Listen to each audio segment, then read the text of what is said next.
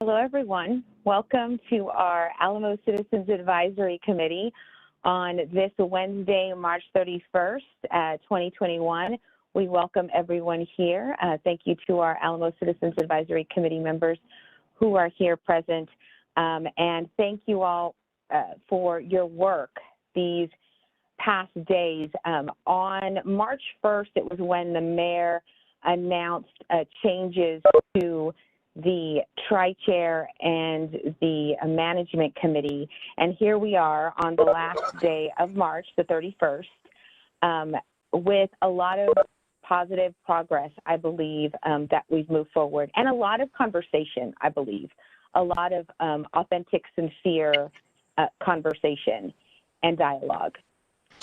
So just before we get started, I did want to acknowledge that we do have on here the Andy Segovia, our city attorney and management committee member from the city of San Antonio, as well as Kate Rogers, the new executive director for the Alamo, and some other staff members from my staff, from the mayor's office, and also with some of our traffic engineers just observing, and of course our design team members. So thank you all again for being here and for the public.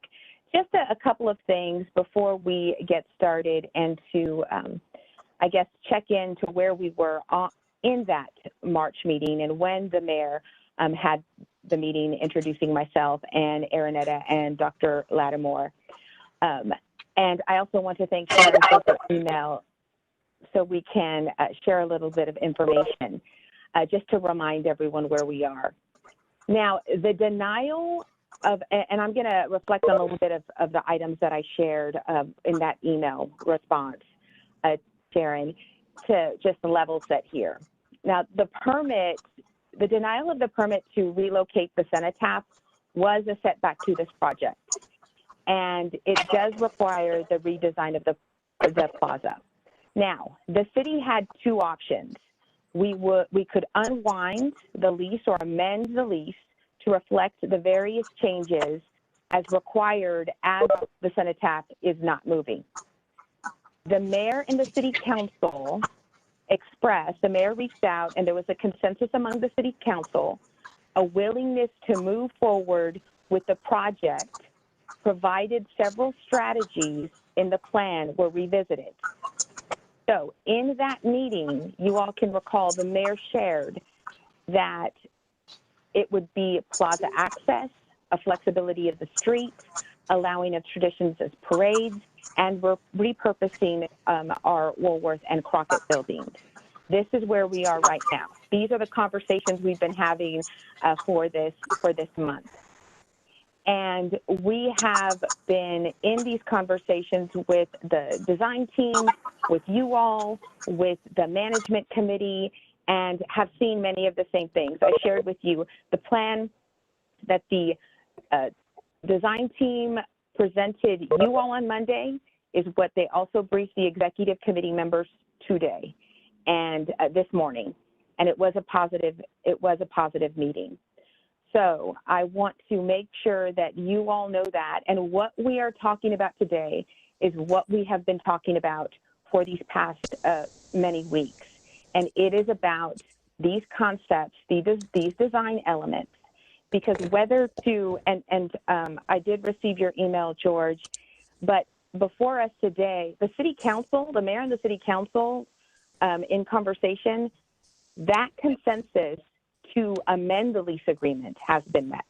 So that is why we are able to come together and have this conversation as the ACAC today, because that consensus to amend the lease agreement, not to unwind it, was met right now.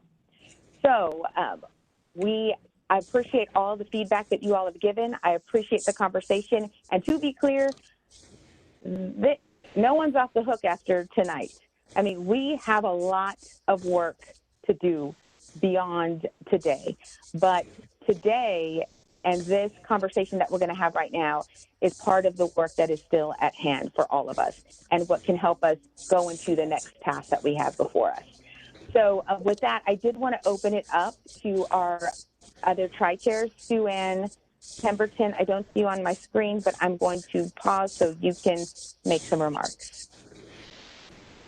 I'm excited actually to be at this point because it really is a reboot, and it is kind of a recentering of where we are and moving forward. And I think we have several tasks ahead of us, and we will work through these things together. Thank you.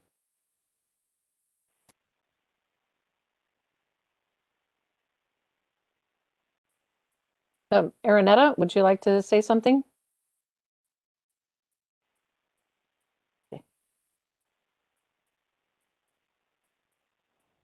Okay, I think she passed. You're good, Aranetta? Okay. All right, wonderful. Well, thank you all so very much. And with that, I'm going to pass it on to our city staff, Lori Houston. Thank you very much. Great, thank you so much and good evening. I'm going to share my screen, and we had a test today to make sure that my little gray box doesn't show up. So I'm going to try to move it. And for Francisco, did I move it? You did. We see, yes. Okay, We're at. Okay, so as the councilman mentioned, your work is not over yet. After tonight's vote, there are several other steps related to task one. The first step is that we are going to have a briefing to City Council next week. That is now going to be Wednesday, April 7th at 2 p.m. During our briefing sessions, we will send you the link as those meetings are virtual.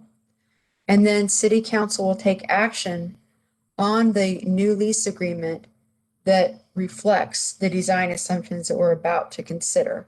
And that'll happen on April 15th. Once that action happens, then we can start the design work and more of that due diligence work. And that speaks to a lot of the questions that Dr. Skrabarczyk had and Bill Brendel had regarding traffic, phasing, as well as more due diligence on the moisture issues within the church.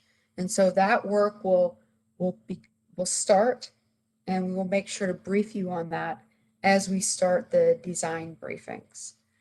But first thing is, after council takes action on April 15th, we go into task two. And task two is the overview of the interpretive plan and content development. This is something that the tri-chair has heard was very important to this committee. And so we will be breaking out into education forums throughout May, June, and July. And we are going to be looking at the 16-page vision and guiding principles and making sure we're addressing the themes within the guiding principles and mapping it to the interpretive plan.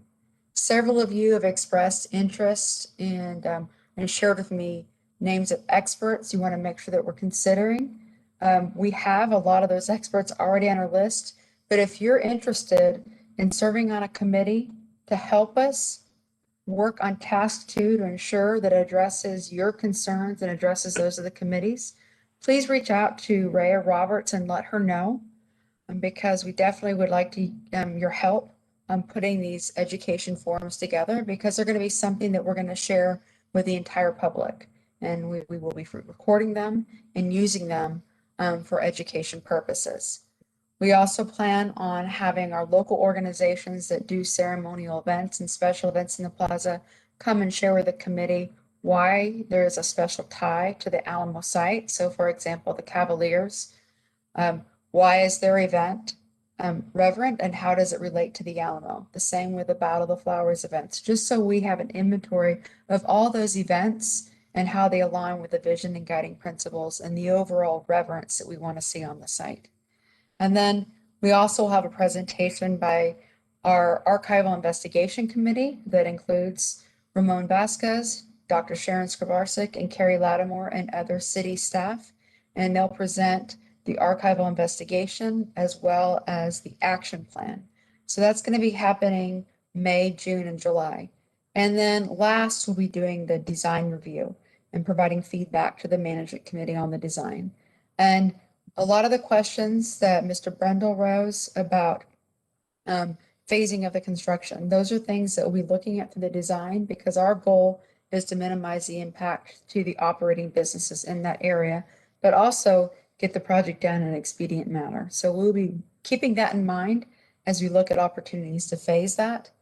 We also mentioned that we are going to be doing some traffic modeling once we close that section of Alamo Street from Houston to Crockett.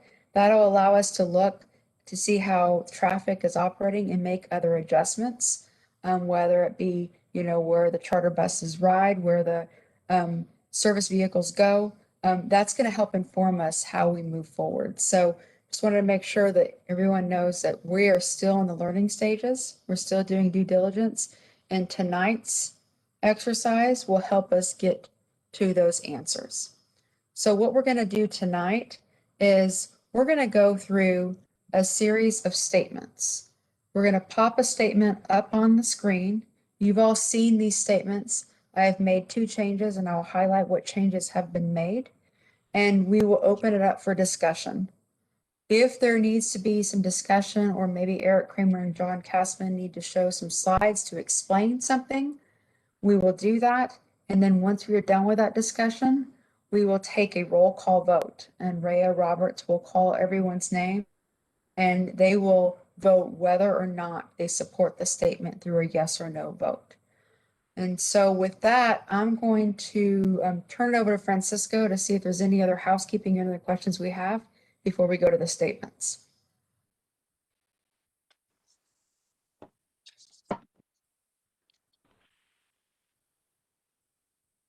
So looking to the group, any questions on anything that Lori just covered? Colonel, I see you leaning toward your computer. You weren't looking to unmute, were you?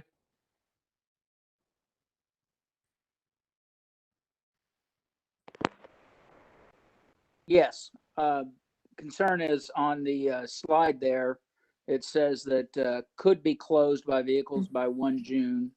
Mhm. And I thought that the slide on Monday said would be closed by 1 June. And that's my only question on this. But these are not the statements, and it's clarified on the actual statement slide. Okay, sorry. That's okay. So with that, are we ready to go to the first statement? Let me just, sorry, there's so many folks that have to flip screens. So raise your hand if you've got a question or a comment. Otherwise, no. Let's proceed. Okay. So the first statement has to do with the cenotaph. And so this statement is, the request to relocate the cenotaph was denied by the Texas Historical Commission, and therefore the cenotaph will not move. The cenotaph will be repaired. The repair plan will be presented to the Alamo Citizens Advisory Committee and submitted to the city's Office of Historic Preservation and the Texas Historical Commission for review and approval prior to initiating any repairs. I can open this up for any questions.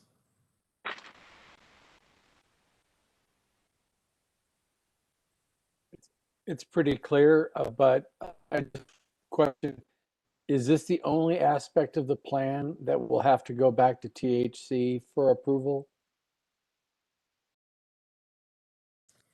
No, there'll be several archaeological permits that we will need as we move forward. We want to make sure that we're working with the THC on our action plan.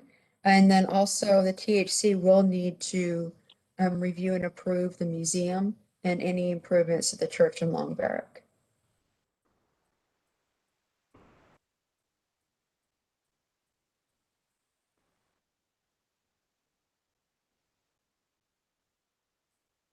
With that, are we Additional ready to take a, no, go ahead, Francisco, sorry. Just a polar group.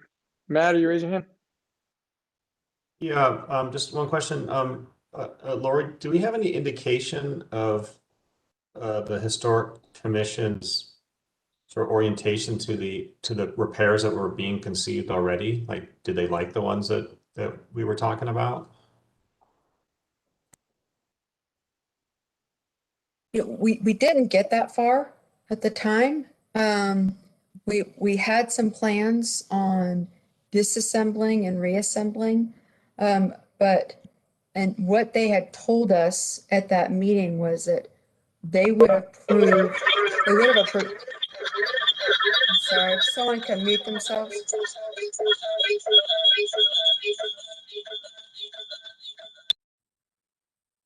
They had offered to, I believe it was to provide the repair permit and for us to come back for the relocation, or actually for us to come back for the repair permit. Their initial request was us just to go forward with the repair. Okay, thank you. But I do want to stress that we need an expert conservator and other experts to come up with that repair plan, and before we answer any questions about that.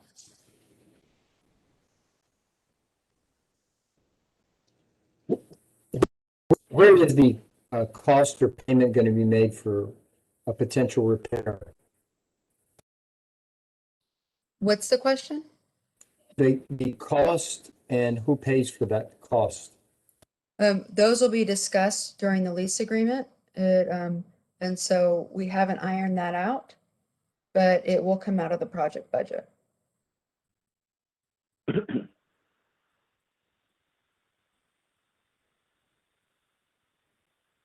Hey, Lori, one more, just so I'm super clear. This is just repairs. This would not include or exclude like any changes. Like I remember Doug was talking about like there were some names of people that we've discovered but have never actually been on the cenotaph, or a misspelled name, things like that. Are those things outside of this statement? No, they would be included in this statement. Oh, okay, thank you. And so our goal is to make sure we address any names that have been omitted, and that'll be part of that repair restoration permit. Thank you. It's a good question, Matt. Thank you. Lori, this is Christine Jacobs. A question I have just in terms of sequencing. So is the thought that the plan would be presented and submitted to the Office of Historic Preservation and the Historical Commission upon approval of kind of the whole design concept? Or is this something that could be, understanding that the cenotaph is not moving, is this something that could be marching along, maybe, kind of ahead of the rest of the plan, so that, in the end, perhaps if there's a hiccup with the restoration or, names and things like that, that it doesn't slow down the overall or derail the overall project? It could, but that'll be part of the overall design and schedule. So we will be able to answer that question in August, September timeframe for you.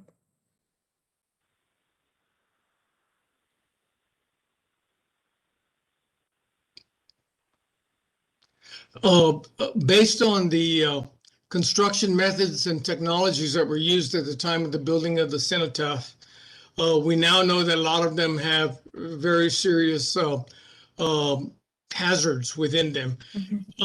If there's an abatement needed for lead or asbestos in the inner core when it's during the restoration, who pays for that? And have we done an environmental study of what's inside the cenotaph? And we're going to read EPA and other restrictions if it needs to be repaired. All of that will be done through the study and the assessment. They have done a visible structural assessment. They know of those concerns about having the aluminum ties and like the steel and concrete. But those will all be addressed in the repair plan, and that will come back to the Citizens Advisory Committee. I have a question. Can you hear me? Yes, sir. Okay.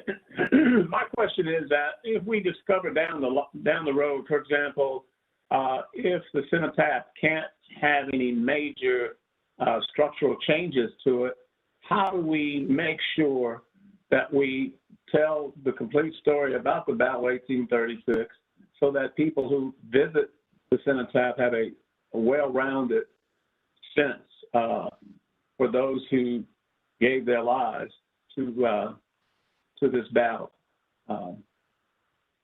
Because what I don't want to see happen is that we go along down the road and we realize that there might be some prohibitions in terms of what we can do just by virtue of the age of the cenotaph, and somehow maybe negate the importance of perhaps reconciling and writing something that might have been inadvertent or purposely omitted in the history. So it would appear to me that we would want to make sure, as a part of the backup plan regarding the cenotaph, that we are inclusive of every possibility to make sure that people that were part of that are memorialized appropriately. Mr. Edwards, if I could jump in from a process standpoint, I think at the stage of the game that we're at, statement 1 as presented provides for that, right? Because if you look at the language, it says this group will get a chance to consider any game plans, including the scenario that you just laid out, before anything goes to THC. So affirmative vote to the statement as presented would account for the scenario, and I'm sure any million other scenarios that we won't know at this point, but for sure the commitment and what we're asking for agreement on is not any particular action plan, but rather agreement that we acknowledge the cenotaph isn't moving and that the ACAC will have a chance to look at any game plan before any action is initiated. So does that Okay. track? Yes.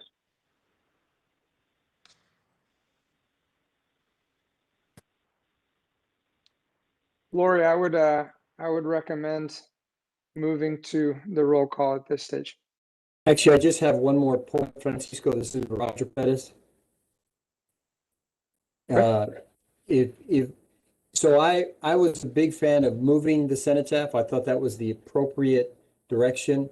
Very sad to hear that the historical commission decided not participants in the 3-year-long process to try to identify this footprint and creating this sense of survival.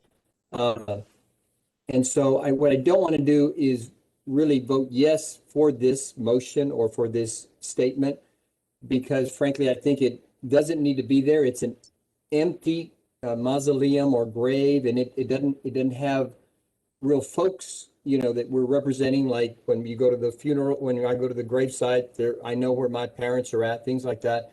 And so what I want to do is I'm probably going to say no to this statement to send an indication that there's not a unanimity, because I still have some concerns that this is just not the best place for this cenotaph. That's one issue. The second is, as was mentioned, we may be looking at redefining the global entity of maybe this representation, as was just mentioned earlier today. But anyway, my sense is I'm going to vote no on this, because I don't want to send a unanimous approval that we agree with you, Historical Commission, because I very much disagreed with that concept. Thank you.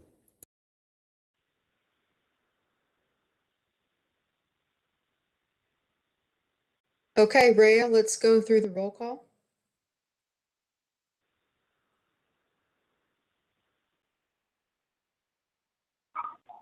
Sharon And Onion. Yep. And I think what we're looking for is we call your name. Are they going to be called in alphabetical order, Rhea? Yes, they'll be alphabetical. And say yes or no. And Francisco, sorry. Yeah, I do want to, Roger, thanks for the thoughtful reflection. As your process nerd, though, I just want to point out the statement isn't asking you to agree with the retention of the current location of the cenotaph. It's asking you to acknowledge that that decision was made at a different venue that is now beyond us, and we're moving forward with the process. So the statement is not asking you to agree with the THC's decision. It's asking you to acknowledge that it's a binding decision and we're moving forward. And that by what method we'll move forward will be in consultation with the ACAC at that stage in the game. So just to offer that clarification.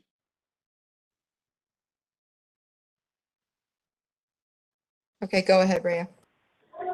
Okay, Sharon again. Yes, I agree with the statement.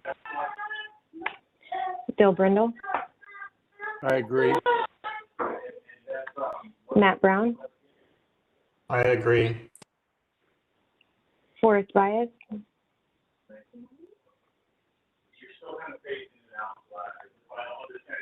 Forrest, Agree. George Cisneros, I vote no. Matt Duncan, Yes, I agree. Anthony Edwards, I vote no. Wendell Hall,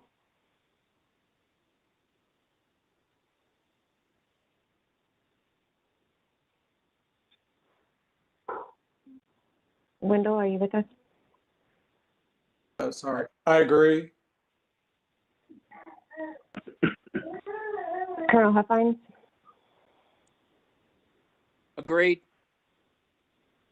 Christine Jacobs, Agreed. Melissa Killen, Agreed. Dave Krupinski, Agree. Seneca McAdams, Agree. Anne McGlone, Agree. Patricia Mejia, Agree. Naomi Miller, Sorry, is my camera started to get excited? Sue Ann Pemberton, Yes, I agree. Aaron Pena, I agree. Roger Perez, No. Davis Phillips, I agree. Aaronetta Pierce, I agree. Ernesto Rodriguez, I agree. Frank Ruttenberg, I agree. Walter Cerna, I agree. Sharon Skabarsek, Yes, I agree. Ramon Vasquez,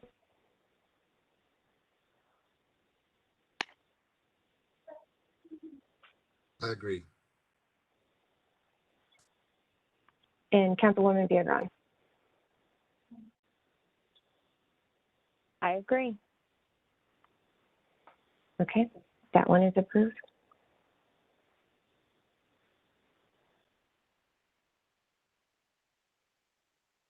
And that's everyone. Okay, and Ray, can you confirm I counted 23 yeses and 3 nos?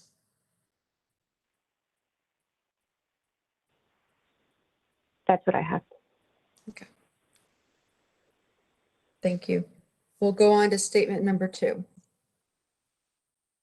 Statement number 2 is Alamo Plaza will accommodate traditions such as events, ceremonies, and parades that are in alignment with the vision and guiding principles and have a cultural or historical tie to the site, provided such activities provide the required reverence to the site and follow the approved code of conduct for the site.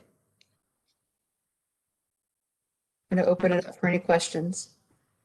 Have we defined or read what is the code of conduct for the site? Just so that somehow it's not written in a way that means that none of these things could happen? I'm sure that wouldn't happen, but I'm just asking the question.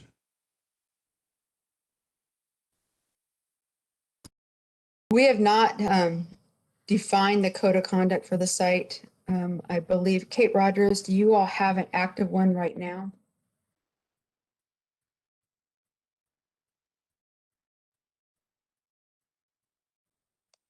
Sorry, Lori, active, Code of conduct? yes, the state, the GLO has written a code of conduct for the plaza.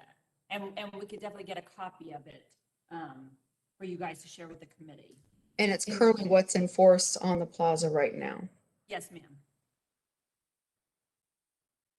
We can make this part of the lease agreement as an attachment, or we can provide a presentation to the Citizens Advisory Committee during the May, June, and July period as well. And Lori, Yes, ma'am. if I can say correct, because part of that, and we're going to be discussing it with our lease agreement, because playing loud music and bleachers, we're not a part of the original lease agreement. So that's why it has to be inclusive of or embedded into our new lease agreement, or that conversation with our new lease agreement. And we have already brought that up to the management committee in conversations, just to give that clarification. Pat? So, two questions. Who decides if something is in alignment with all this?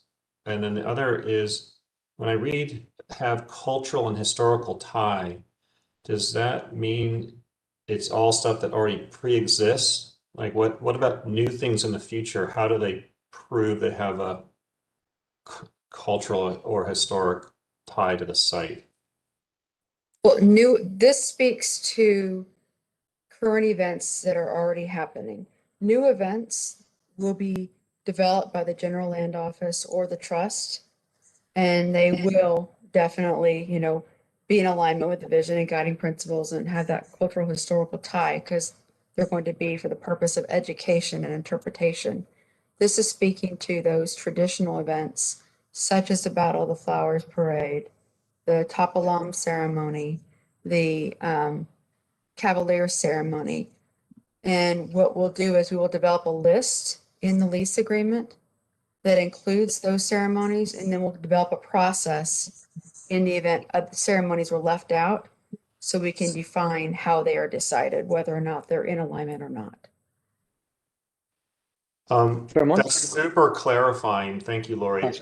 Might I suggest, here's why I read it the way I did, is that when traditions was in quotes, I didn't read that. I read that as in, it's not traditional. Like when you do quotes, it's usually that means the word doesn't mean what it means. So maybe the language could be clarified to say something like accommodate traditional existing events and ceremonies, or just traditional events, like get the quotes out of there so that it really describes what's already there, that we're going to keep that going.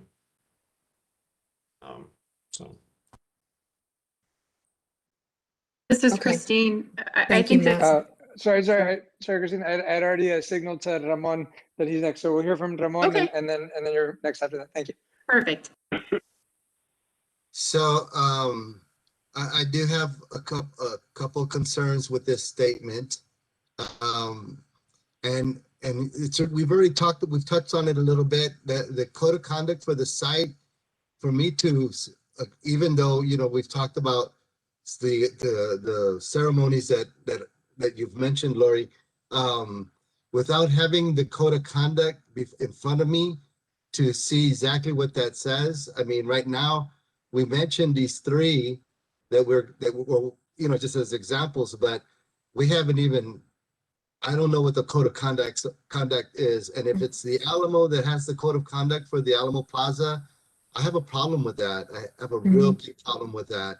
And the other thing, if it's the Alamo or the GLO that is going to determine the alignment and traditions because of what they're doing, I have a real problem with that, because we need to have our input as a city and as citizens, into what we feel the alignments are and traditions. And again, I think that the investigations that are going to be done will inform this. Will inform this as well. But I have a real hard time just like saying yes to this, because without the code of conduct. I mean, the parade might not fit the code of conduct, once we look at it, right? I mean, I'm just using that as an example, but I don't know if there's a way to, if we could see the code of conducts, or we haven't even looked at them, and we're talking about the city-owned property now. We're not talking about Councilman Villagrán, might I make a suggestion? Yes. Would the tri-chairs consider striking the code of conduct from this and saying provide the required reverence to the site, and we'll strike out code of conduct, and then the code of conduct will be part of the interpretive plan discussions in that May, June, July discussion? Yes. Yes. But the other part of that, Lori, was though that we are part of, that the city has a say so into what is a tradition and alignment as well. Yes, Right? and Yes. and that definitely will be discussed as part of the lease agreement. Yes, So- understood. And I think that's fine with striking that out. Okay, I'm going to strike that, and then I like Mr. Brown's recommendation to change traditions in quotes to traditional existing events. Is there any opposition to making that change?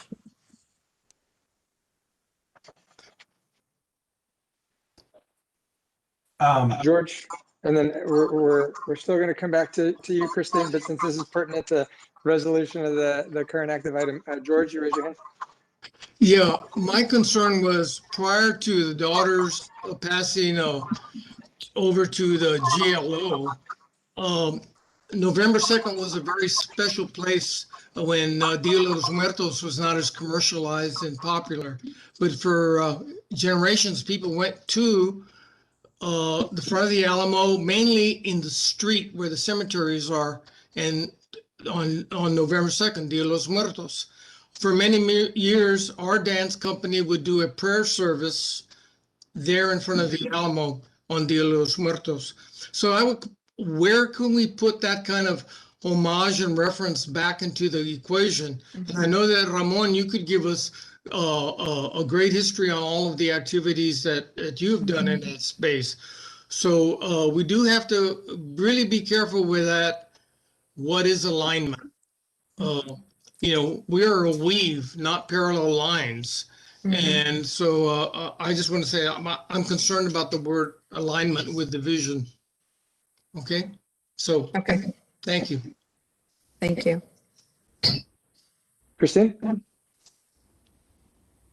So I guess I'd just like to amplify George and Ramon, because I think the concern that I had in reading this statement is, who's the decider, so to speak. And I think, it's more complex than this statement kind of gets to. I like the change of language that Matt suggested, because it's traditional pre-existing events, things that have happened in the past. But in the spirit of inclusiveness, I could imagine that there might be groups, individuals, or organizations that in the past either didn't know there was an opportunity to participate, didn't feel welcome, didn't feel part of the community. I could imagine that, maybe as written, this might give the impression that they're precluded or prevented from participating in the future. And so I think the idea and just making sure that whoever if it's a process by which activities are permitted, that is, done in a way that is really representative, because I think depending upon the community or the group, what one group or individual may think is a reverent activity, another might not see the same way. And so I think there's some thoughtful approach to this. I mean, other cities and other parts of the country have, kind of communal shared spaces where events, are held. But I really, I think those are important points that the gentleman made, and along the lines of what I was thinking as well. So thank you. Thank you. And to clarify, the design statement is that we're going to design the plaza to allow for parades and other events. The lease agreement, from what we're hearing from you all tonight, we're definitely going to address what is the process by which events are permitted and who is the decider of those events, and that will be discussed in the lease agreement, and the city will have a say in that. And we will definitely put a list of all those events that will be grandfathered. And then in the event events were left out, we'll have a process to allow them in. And then over May, June, and July, we will share the code of conduct with everyone. May I say something? I don't want to be interrupt, but the word traditional is in the wrong place.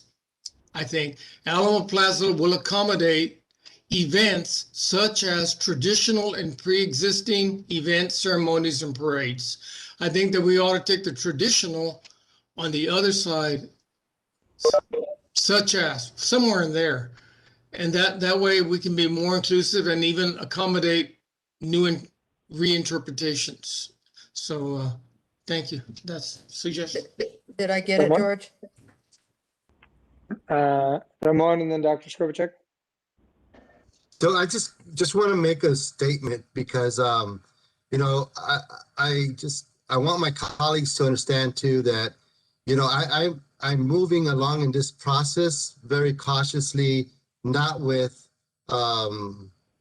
trust or confidence, but but open to build that path again, you know, to get to that point.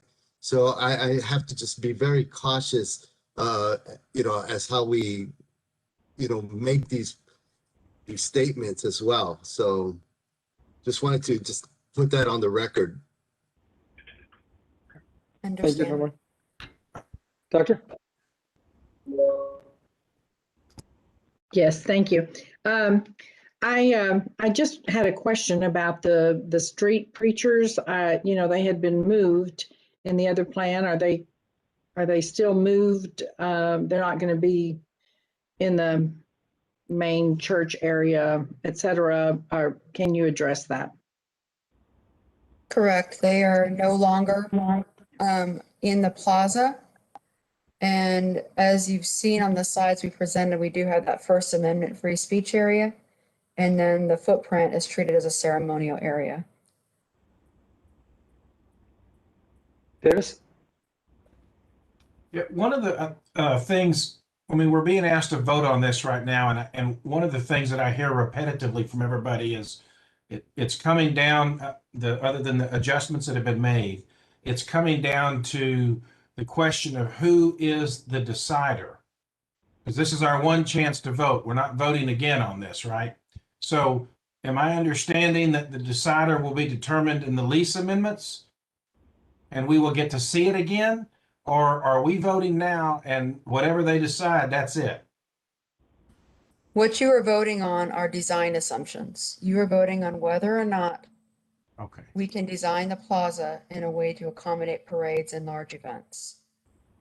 We will be coming back to the Citizens Advisory Committee with the design, and you will provide feedback again in a similar fashion to the Management Committee. Okay, and Lori, part of those design assumptions, I think most everybody's wanting these elements to be considered. So then when you guys come back, there'll be a little bit more clarification on the process, possibly. We will do that over the summer. You know, we talked about having a inventory of events and doing presentations to the committee on those types of events, and we can provide that feedback in that section. Okay, well, given all that, then I would encourage us to support this at this point with the adjustments that have been made, and hearing what you've just said, this allows that process to continue then. Can I just make, this is just a small comment. And first, Alamo Plaza will accommodate events. How about after the word, Alamo Plaza will accommodate culturally relevant events? And that way gives you, although it sounds somewhat ambiguous, but it also allows you to be in a position to not only celebrate the traditional events, but also puts value to those things that are not discoverable right now. But it has to be in the context of having cultural importance. Does that make sense? And maybe that's just taking it too far, but that's just my sense. Is there any opposition to adding culturally relevant events George Kurchek? I just, I'm concerned about the word cultural. Historically relevant is better, I think. But, we're about history here. And there are many kinds of cultures, but they wouldn't be historically relevant to this site, which is What what about I culture? What You about already say that- cultural? What about cultural and historically relevant events? Well, look at line 3 though. We already have Yeah. have It's a in there. cultural It's already and there. historical tie. Yeah, I'd say I would just leave it as fine as is. I would too. accommodate events. Otherwise, it's just getting too wordy. Mhm. And you've already, like you said, it's already described later in the paragraph. Okay. I would agree with that, but but it does say culturally or historical site tied to the site. So it suggests a historical connotation, and it doesn't perhaps include those things that might become important 10 years from now. That's all I'm saying. No, and this is speaking to existing events. This is truly to help us with those, the top alum ceremony, the parades, make sure there is, support for us to design the plaza to accommodate those. Right. Okay. Right. That's what Lori had shared with me in my first question. This is backward looking. The future is not limited by this statement. So new events, new things can come up, and that's currently outside of this statement.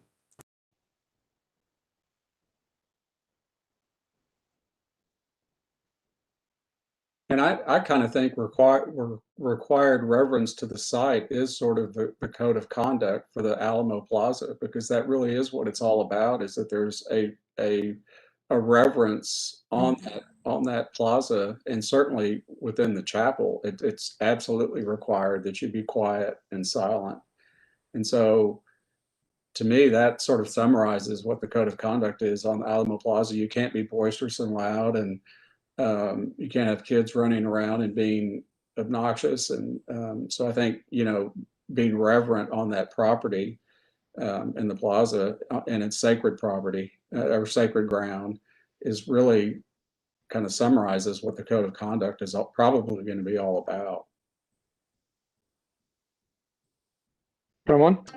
Francisco, did I understand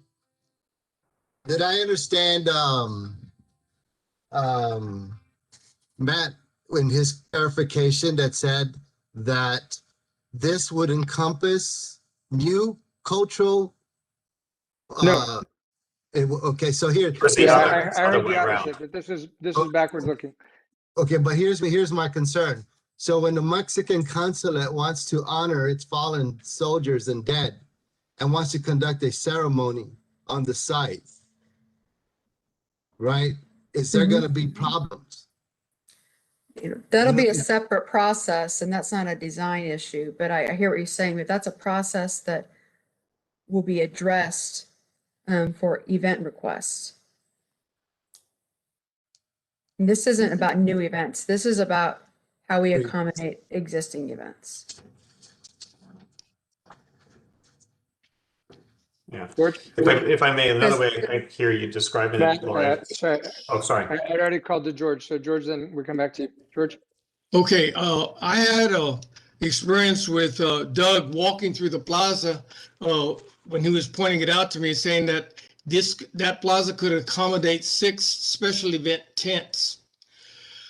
If they're going to be using, event planners are going to be using Alamo Plaza to generate money for the trust or for whatever, how do party galas, Phil Collins singing and stuff, in tents in the Alamo Plaza, where do events fit in? Entertainment, alcohol events, where do they fit in? Because you can rent Alamo Plaza for a lot of money to an event planner. Well, those types of events would either happen in the gardens or in the museum.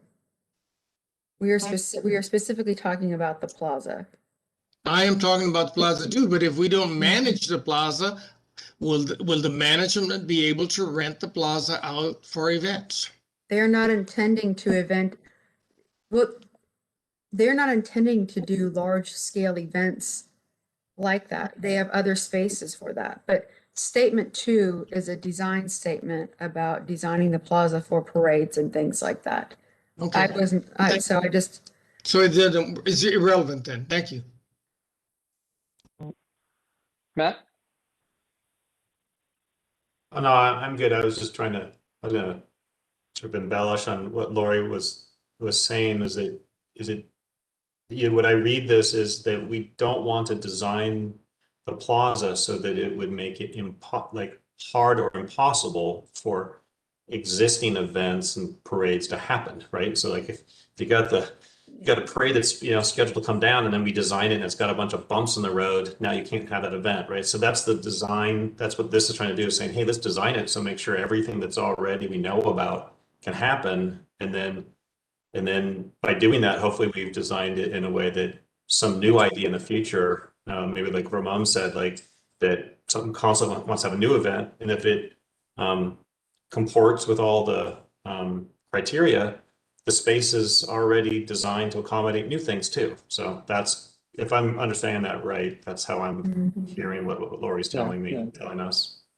That's a good paraphrase, Matt, and I would recommend that we do go ahead and move to a vote. I think we've heard some great perspectives, but we're not there's not necessarily new perspective coming into the mix.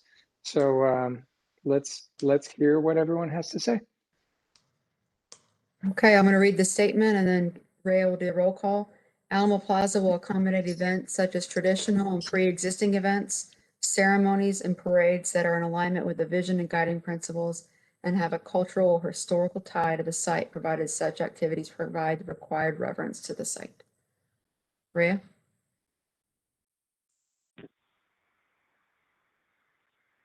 Okay, Sharon Agian? I agree. Bill Brindle? I agree with statement 2. Matt Brown? I agree. Forrest Bias? Agree. Forrest? Agree. George Cisneros? Yes. Matt Duncan? Yes, I agree. Anthony Edwards? I agree. Wendell Hall?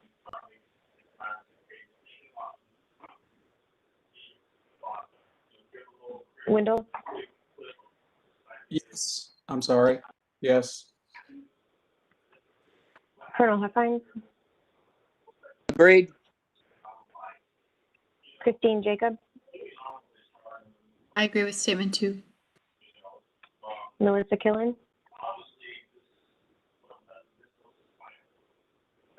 Melissa Killen?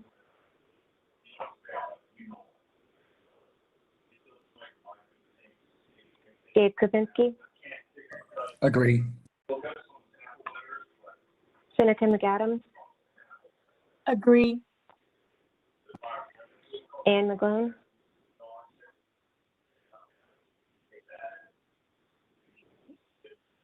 Anne McGlone? Patricia Mejia? I agree. Rhea, it's Naomi Miller? Ann. I missed my mute button. Sorry. Okay, got it. Thank you. Naomi Miller? I agree. Joanne Pemberton?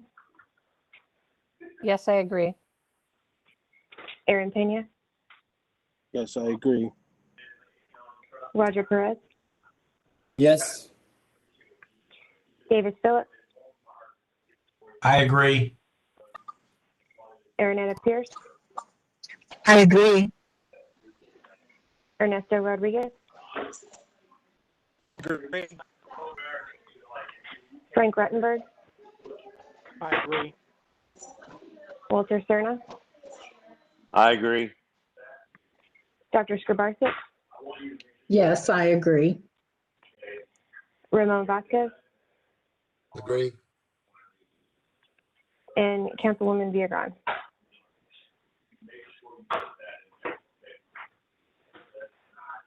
I agree.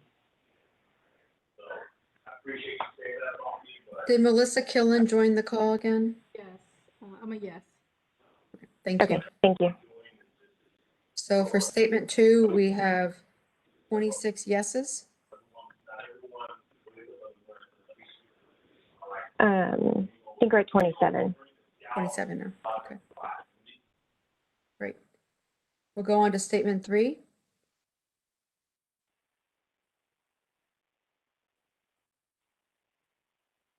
Statement 3 had one slight modification, and it's in brackets.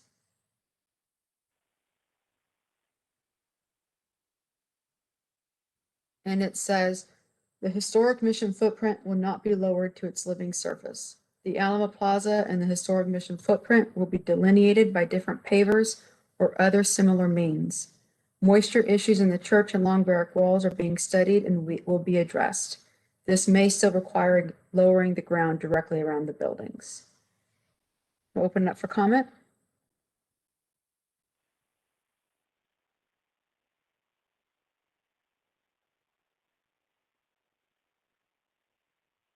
This is Thank you. Yes, I just have I continue to have a problem with this statement, and it just has where it says it will not be lowered to its living surface, but may require some lowering later if the studies show that some things need to happen with those buildings. But I just have, we don't have the actual reports. We don't know what they're going to say, is my understanding. So it's hard for me to say I will absolutely agree that the surface will not be lowered. It's just, I'm afraid that by voting yes, that cuts off any options where it needs to be lowered for whatever reason. Madam Tri-Chairs, I could add to say, will not be lowered to its living surface to delineate the footprint. Would that address your concern, Dr. Skrabarsik? Yeah, I mean, my concern is about preservation of the church. I know that it says something about it could, moisture issues, the church and long barrack walls are being studied and will be addressed. This may still require lowering, oops. Sorry. Well, it says it still may be required to lower it, but around the church and long barrack. But, you know, you don't want a moat around the Alamo or the long barrack. That's my big concern. And I don't think anybody would want that, you know. And so you know, if you'd want to see if you do indeed need to lower the surface around the church and the long barrack, you really would want to explore options on that, in my opinion. So I hate to limit our options by saying we're not going to lower it to its living surface, period, you know. Well, what we're saying is we're not going to lower it to its living surface to serve as the way to delineate the footprint. Can you just have the second word be entire? So say the entire historic footprint will not be lowered to its living surface? What I would say is the mission footprint will not be lowered to its living surface to delineate the footprint. That way, yeah, I mean, that's the purpose of it, yes. Yeah. Yeah, I mean, but there may be a purpose that it needs to be lowered for the preservation of the buildings. We don't know that yet, and there may not be. If that, I mean, for some reason, I was under the impression that those studies had been done, but I'm being told that they're not. They haven't been. So, so I made that change to clarify that if it's lowered, it's not being lowered because we're using it as a way to delineate the footprint. We're using pavers to do that. Now, we will do a study because the primary key concept is to restore the church and long barrack. That's what we're doing. And so a study will come back and, you know, you mentioned moat. I think that's unlikely, but everything will have to be designed and this committee will have a way to provide feedback as well. This is Christine. I feel like this statement is mixing a couple of different things perhaps, and that's why it's causing some confusion. I mean, I'll be honest, I kind of honed in on the second sentence, which is what I thought was kind of the purpose of this, which is the plaza and the mission will be delineated by different pavers or other similar means.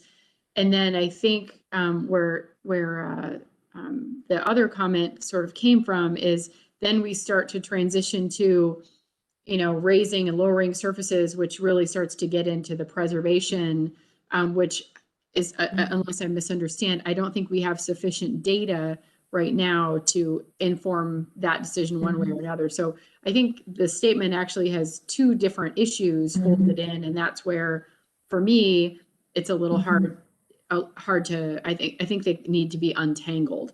One is a preservation, it's really a compliance. It's an archaeology and anthropology and history informed decision based upon the preservation issues of the church and the barracks. But then the other one is how do we provide some visual cues to visitors about where the footprint is. So I do think it's maybe conflating, and it's going to be tough, I think, to get through the statement unless we untangle those from my perspective. And the lowering of the footprint is important. The decision to not lower the footprint is important because if you don't lower it, if you lower it, then we have a problem with being able to accommodate the traditions and the parades.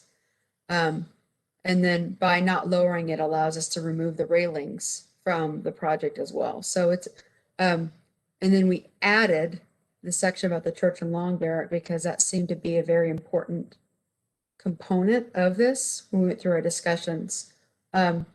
So does it make sense if we break this out and the statement 3 into 2 statements? And what we could do is just make it clear, so maybe untangle them a little bit.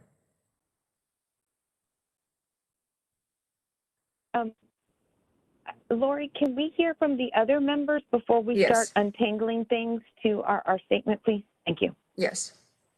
Just so we can have it all together. Thank you. I would agree with Mrs. Jacobs in regards to the statement, because I will vote no in regards to the statement. And the only reason that I'm voting no on this statement is because of that last piece about the lowering around the building itself. Differently from Dr. Skorbreska reasons but mine is because I still don't know. I do know that the cemetery issues are along the long barracks wall, as well as in front of the church. So without knowing what type of human remain protocols or what our committee in regards to archaeology is going to play in this, because that is state-owned property, I can't vote on that because, or I couldn't support that because I still don't know what happened with the 11 remains that they've excavated already. So that for me is an issue, the big problem. So if you separate them, different story. I would still vote no on the lowering around the walls without knowing this other information.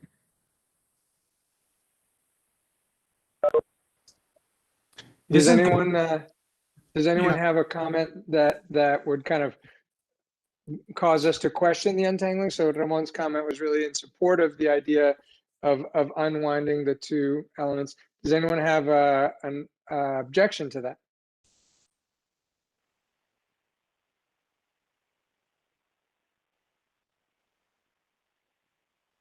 Great. So if we can proceed, Laura, with unwinding. Now I know, Dave, was that you that was beginning to comment? I don't want to cut anybody off. My understanding of the reason to potentially lower it right around the structure was to preserve the structure. So we shouldn't be voting against that. No, and I think what Ramon is saying, and I agree with him, is that we need, just like we're doing a study on the moisture issues, we're still doing that archival investigation on those other issues. And so the issue right here is, are we going to lower the footprint to delineate it? No. And so separating it or deleting the second bullet altogether with the understanding that, of course, they're going to be doing a study to see how they address the moisture issues. So At least get rid of the last sentence. Just get rid of that last sentence. That's prescribing the answer that you don't really know yet. Yeah. I agree with A lot that. of thumbs up on that. Naomi, Ramon, Patricia, So Matt. can I take this sentence out?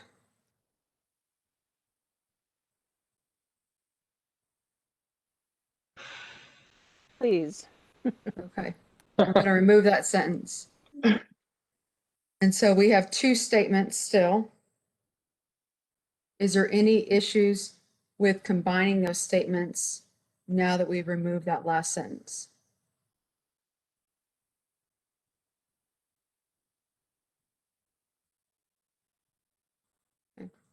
Come on. I would just say that if you're going to leave that, then just like you said, Lori, there are other investigations that still need to be completed to be informed. So I would include that the archival investigation around the cemetery to be included as important as the moisture issues. Okay, so either delete this. Does anybody support deleting this? Anybody opposed just deleting the second bullet? Yeah.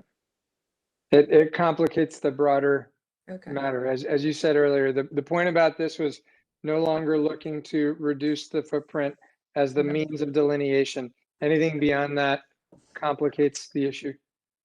Great. So this doesn't preclude them from continuing to do the work to make sure that the structures are preserved. And Ramon, I'm with you. I want to make sure the structures are preserved, but I also want to make sure that your concerns are adhered to as well when we get to that point. Yeah. We're not on opposite sides here. No. I agree with Ramon. You helped us work through this.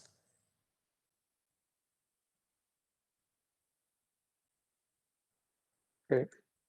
Okay, you're gonna do a roll call vote? Thumbs up on proceeding to a roll call. Lots of good thumbs. Okay, I'll read the statement and Rhea will do the roll call. The historic mission footprint will not be lowered to its living surface to delineate the footprint. The Alamo Plaza and the historic mission footprint will be delineated by different pavers or other similar means. Rhea? Sharon Agian, I agree. Bill Brindle, I agree. Matt Brown, I agree. Horace Baez, Agree. George Cisneros, Agree. Matt Duncan, Agree. Anthony Edwards, I agree. Wendell Hall, Agree. Colonel Huffines, I agree. Christine Jacobs, I agree. Melissa Killen, Agree. Dave Kopinski, Agree. Seneca McAdams, Agree. Anne McGlone, Agree. Patricia Mejia, Agree. Naomi Miller, Agree. Sue Ann Pemberton, Agree. Erin Pena, Agreed. Roger Perez, Agree. David Phillips, Agree. Aaronetta Pierce, I agree. Ernesto Rodriguez, Agree. Frank Ruttenberg, I agree. Walter Cerna,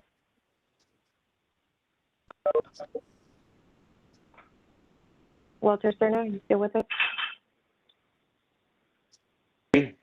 Dr. Agree. Thank you. Dr. Skrbarczyk? I agree. Ramon Vasquez? Agree. Councilwoman Villagrán? I agree. Okay, thank you.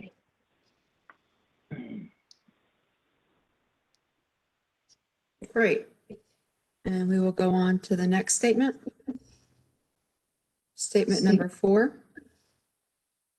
Managed access of the site will be limited to the Museum and Visitor Center, Church and Long Barrack, and the gardens. The Alamo Plaza and the remainder of the historic mission footprint will be open to the public, and we added with unrestricted access and will not have railings. Open it up for discussion.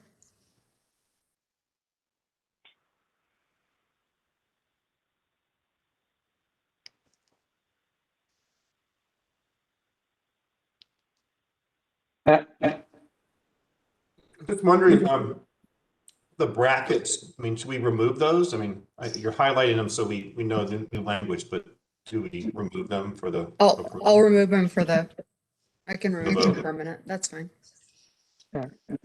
Yeah, the main reason was we wanted to make sure that we were excruciatingly explicit around where an amendment had been made so that no one had any concern that that was being just sort of casually slipped in. So it's not for posterity, but for process.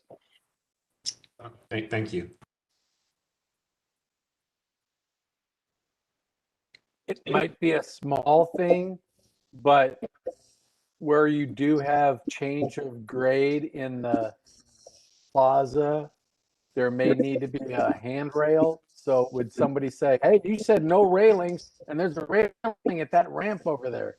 Is that a potential problem or not?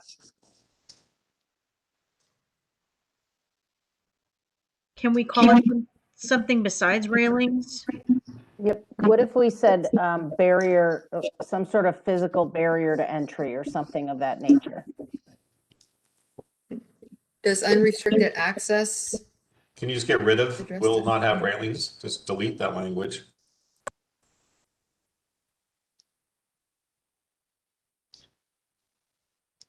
Yeah, I would just delete it because there are railings now that were just added where there's ramps. Yeah, that's fine. Just take that out and you've got it. There you go. That's perfect.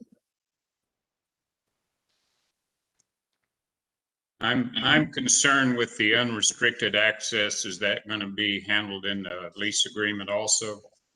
Yes, it will be. So we'll talk about, and the purpose of this was to, and this is limited to the plaza, of course, the city-owned property. But this was to be able to show that we're not going to have the baggage check and that secured perimeter. And you'll be able to walk through, and it addresses the porosity. But as Eric Kramer showed you on Monday night, you know, that area could be managed in the event there are large events or heightened security.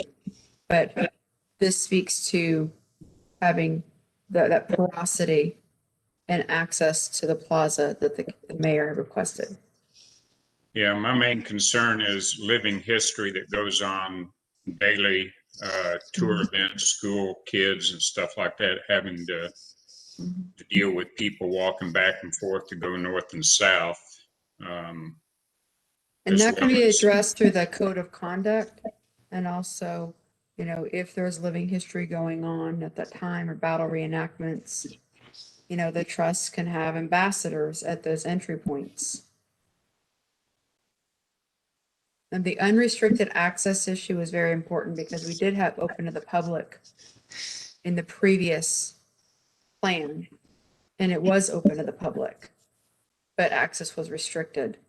And so unrestricted access is very important to this sentence.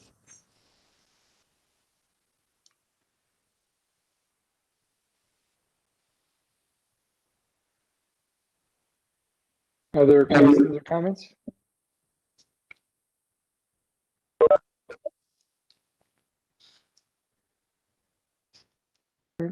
Lori, I recommend moving to a vote. Sure. So I'll read the statement. Managed access of the site will be limited to the museum and visitor center, Church along Barrack, and the gardens. The Alamo Plaza and the remainder of the historic mission footprint will be open to the public with unrestricted access.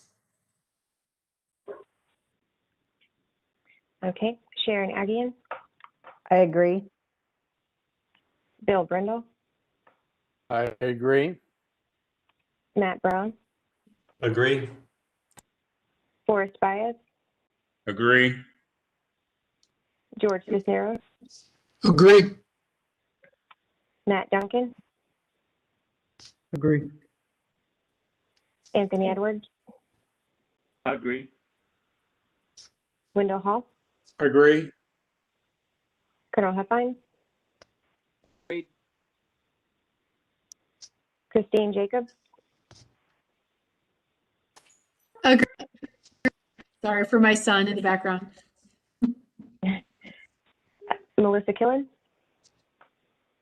Agree. Dave Krupinski, Agree. Seneca McAdams, Agree. Anne McGlone, Agree. Patricia Mejia, Agree. Naomi Miller, Agree. Joanne Pemberton, Agree. Aaron Pena, I agree. Roger Perez, Agree. Davis Phillips, I agree. Aaronetta Pierce, I agree. Ernesto Rodriguez, I agree. Frank Ruttenberg, I agree. Walter Cerna, I agree. Dr. Skrabarsik, I agree. Ramon Vasquez, Agree. and Councilwoman Viagran. I agree.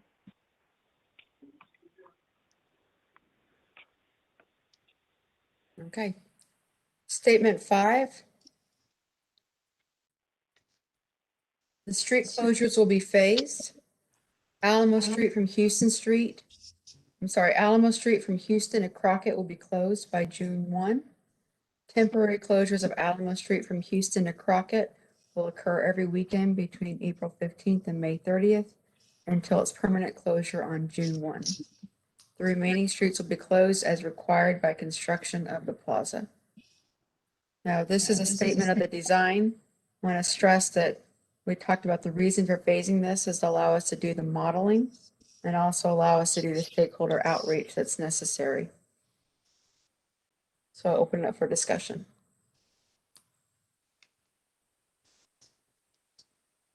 Lori, this is Davis. I've got a couple of things here. This particular first portion, closing it off in June 1, that works because it's going to create, a safe pedestrian plaza experience on the Alamo grounds, and everybody can make that work from a tourism standpoint. Where in here does it ensure that our buses, our tour buses, and our carriages, horse carriages, can still access up Alamo and turn left on Crockett? And I asked that. I know we're in the conceptual phase, but we've laid out specific ways that the parades can be accommodated. I'm not seeing that in this phase, and it's really important that we're clear about this and that we don't move in a way that hurts businesses. So we will design that section of Alamo Street from Crockett to Commerce to be able to accommodate the emergency vehicles and the service delivery vehicles. That's going to be very important. And then the traffic modeling is going to look at those other issues, like the buses, the charter buses, to help us determine if, they're going to have an impact on the traffic in that area. So we're not going to make a decision just on those yet because there are a lot of buses. We want to make sure the traffic modeling incorporates it. But for the time being, until that street is closed, definitely they'll be able to use it. So beginning on June 1, when the streets are closed, from June 1 until that second phase where we discuss the next element, the tour buses will be allowed to come up and turn left on Crockett. Yes. Okay. Yes. And where is the point where this is the one area that I have challenges with as we move forward. The second phase of this is not addressed here, where there ought to be some options, just as we've accommodated the parades that occur once a year, and I'm glad we have. Closing Alamo Street from Crockett to Commerce is not something that necessarily has to be done. And I've never even seen it listed as a potential item of discussion, debate. Let's talk about it. It's just, this is what we're doing. And I can tell you, as a business owner and somebody representing tourism, that is going to be damaging to the businesses that are there. And the buses, it's not damaging, it'll kill them. And so those are some real concerns that the tourism industry has in general. And I really I don't know where it fits in this process, but where are we voting on that part on this? Or are we not yet? That is going to have to be studied as part of the traffic modeling. So we know that the most important thing is to make sure that we have emergency access and provide that service delivery to those businesses. So that is accommodated. The other modes of transportation that you've mentioned, carriages, charter buses, those need to be a part of that traffic modeling study. And that'll be talked about when we bring back the design. And we will get some input on that as well at that point? Yes. Okay. All right. Thank you.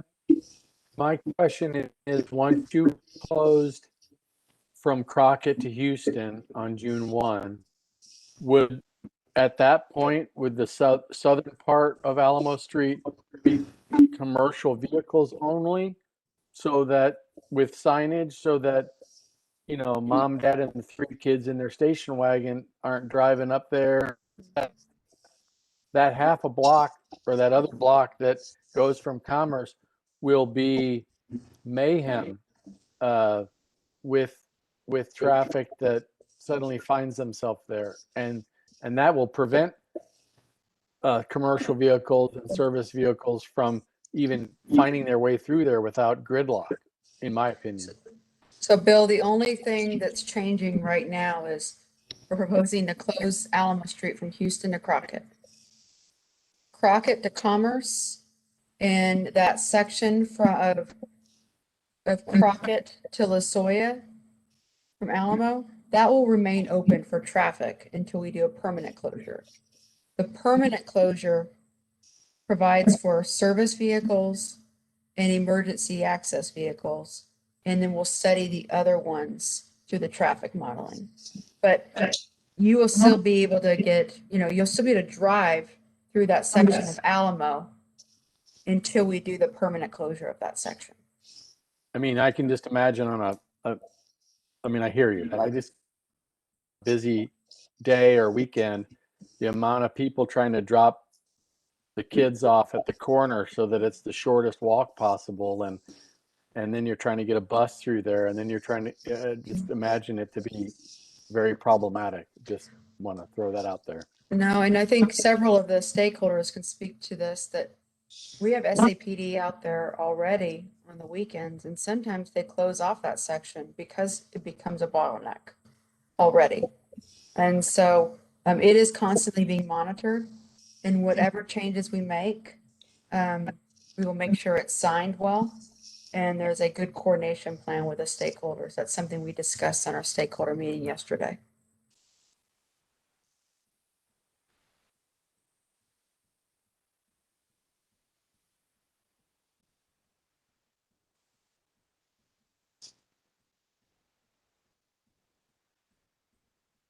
Additional questions or comments?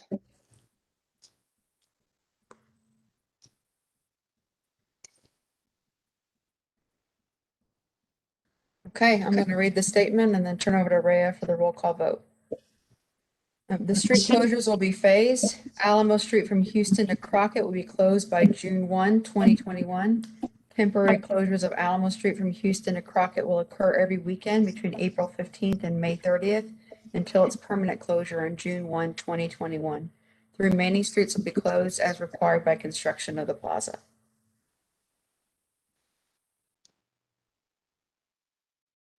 Okay, Sharon Agian, I agree. Bill Brindle, I agree with statement 5. Matt Brown, Agree. Forrest Baez, Agree. George Cisneros, Agree. Matt Duncan, Agree. Anthony Edwards, I agree. Wendell Hall, Agree. Carl Huffines, Agreed. Christine Jacobs, Agree. Melissa Killen, Agree. Dave Krupinski, Agree. Seneca McAdams, Agree. Ann McGlone, Agree. Patricia Mejia, I agree. Naomi Miller, I agree. Sue Ann Pemberton, Agree. Erin Pena,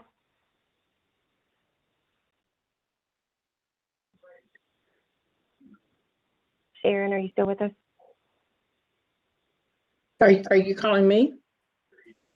No. Erin Pena, Oh, sorry. Roger Perez, Agree. Davis Phillips, Agree.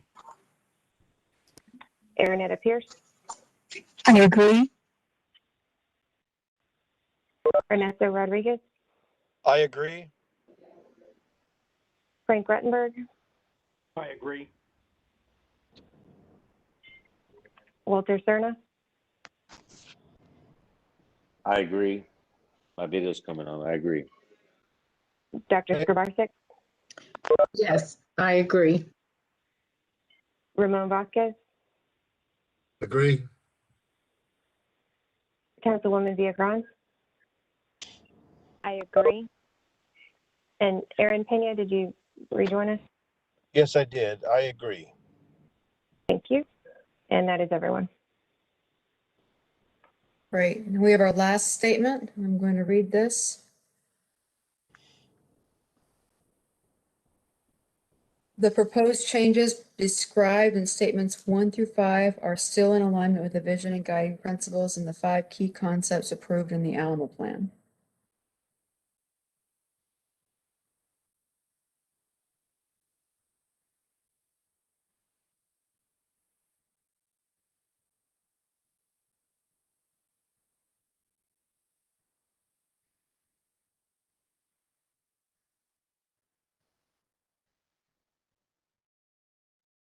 Any question or comment? We see some nodding heads and thumbs. I have no problem. Having none, recommend moving to vote. Okay. Rhea, Okay. Sharon again, I agree. Bill Brindle, Agree. Matt Brown, Agree. Forrest Baez, Agree. George Cisneros, Agree. Matt Duncan, Agree. Anthony Edwards, Agree. Wendell Hall, Agree. Colonel Huffines, Agreed. Christine Jacobs, Agree. Melissa Killen, Agree. Dave Krupinski, Agree. Seneca McAdams, Agree. Ann McGlone, Agree. Patricia Mejia, Agree. Naomi Miller, Agree. Joanne Pemberton, Agree. Erin Pena, Agree. Roger Perez, Agree.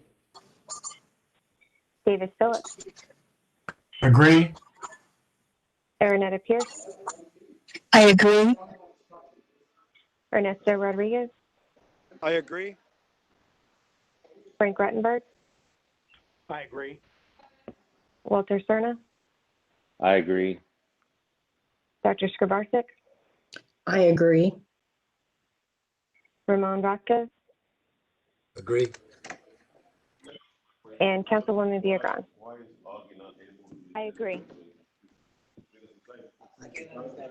My only comment there was this slide to stand on its own. Should those 5 concepts be listed below? Just so, I mean, otherwise, if someone sees this, they'll have to already know what those concepts are. Bill, well said. We will put these all on one paper so they all are together, and we'll make sure that they understand what these are. I think it's just cleaner that way. Thanks. Madam Tri-Chairs, we have completed the 6 statement votes. Wanted to provide you all any opportunity for any last comments, and then we will go to the schedule before we conclude.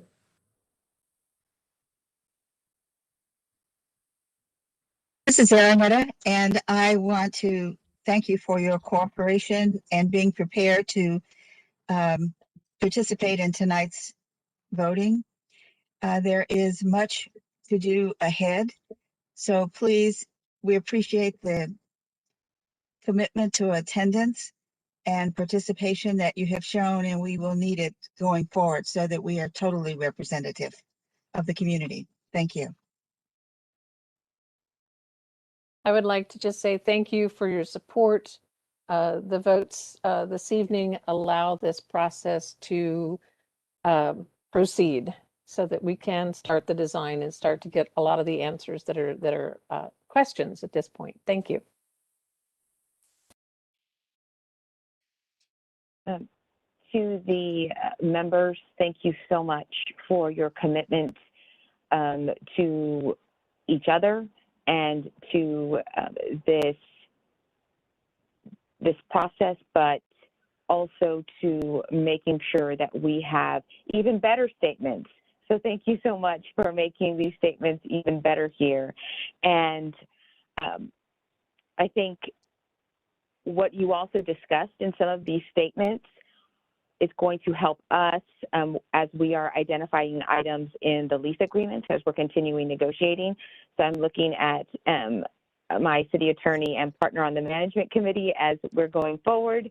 But then 2, all of you all, please stay engaged through the design concept process. We will be talking to our council. I will be having one-on-one meetings with my council colleagues to update them on items, and please contact your council members as well.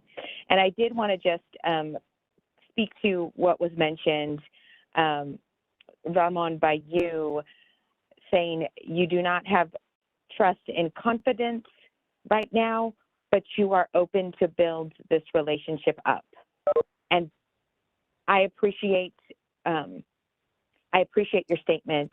I appreciate the honest feedback and communication, and know that we as tri-chairs are wanting to make sure that we build up that relationship as well. So thank you all very much. Okay, thank you so much. I'm going to go to just our last slide moving forward. And so we will have our B session. That'll be next Wednesday at 2 p.m. We will be sending you the information for that meeting, and city staff will be presenting the proposed design assumptions that you all voted on. And then we will be providing an update on the lease agreement. All the comments that we heard tonight will be considered during those negotiations, and we may be reaching out to some of you to get some clarification on a few things. We will go to council on April 15th for consideration of that lease agreement. Rhea is going to start putting the interpretive plan and content development overview sessions on everyone's calendar. Those will begin in May, and we'll be doing them on the first and third Tuesdays of the month.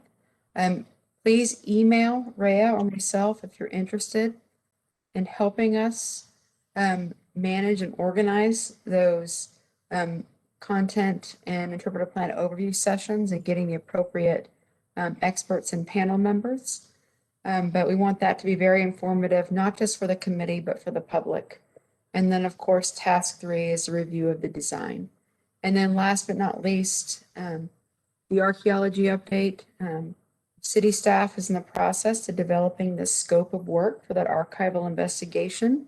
We'll be meeting with our committee, which includes those 3 committee members, to review that scope of work. And then we will start the work and we'll provide periodic updates throughout on the archival investigation and the development of the action plan starting in May, June, and July. So thank you all so much. Thank you to the tri-chairs, and everybody have a good evening. And Francisco, did you want to close out? No. Said it all. Okay. Thank you. Adios. Thank you. Ciao.